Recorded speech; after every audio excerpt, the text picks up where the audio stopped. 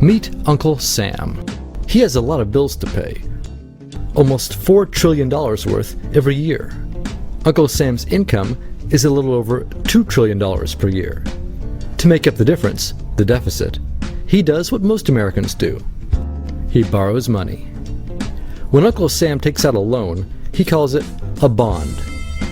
Bonds can be held by banks, investors, or even foreign governments. Uncle Sam has to promise to pay interest on these bonds, just as you do on any loan you take out. Ever think about paying your mortgage with your credit card? That's exactly what Uncle Sam does. He takes out new loans, new bonds, so that he can make payments on the old ones.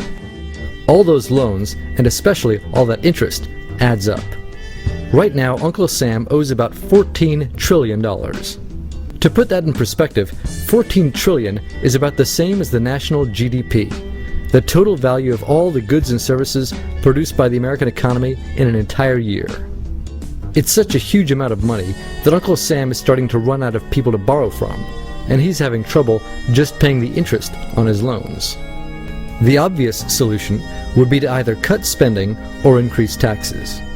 But if he cuts spending, the people that he's spending money on would complain that they don't have money to spend, and that he was hurting the economy. If he tried to raise taxes enough to close this gap, not only would people definitely have less money to spend, he'd probably have riots on his hands. So Uncle Sam chooses the easy way to make money. Just make it. He calls up the Federal Reserve, which is our central bank, and, like magic, dollars are created and deposited in banks all around America. The problem is that the more of something there is, the less it's worth.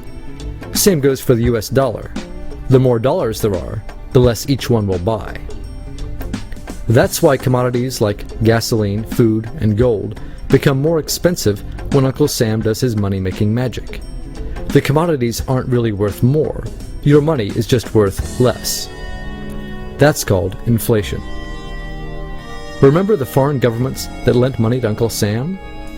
When they lent money to the American government, something interesting happened. It made the US look richer, and their countries look poorer.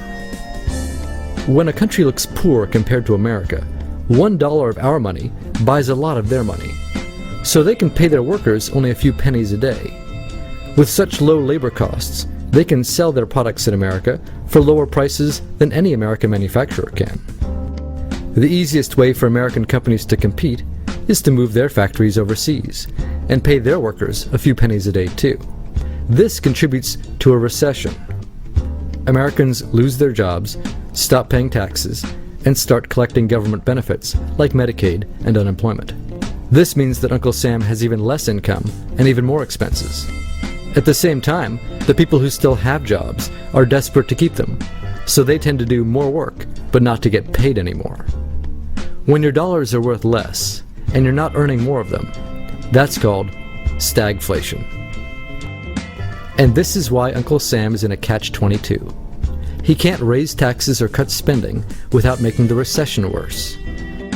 And he can't have the Federal Reserve create more money without making inflation worse.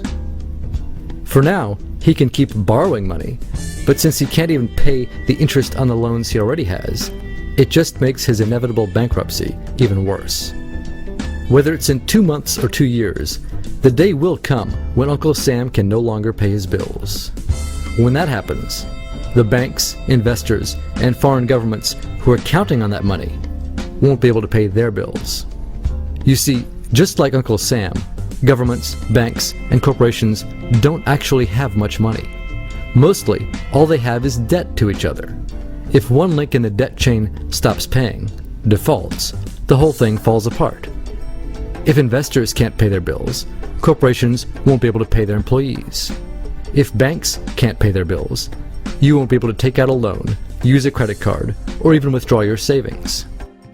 If foreign governments can't pay their bills, their own banks and corporations will have the same problems. That's called a global economic collapse. It's never happened before, so nobody really knows how bad it will be, how long it will last, or even how we'll eventually get out of it. The house of cards has already been built. There's no painless way to dismantle it now. All we can do is to educate each other about what's actually going on, and to prepare for what may be very extraordinary circumstances.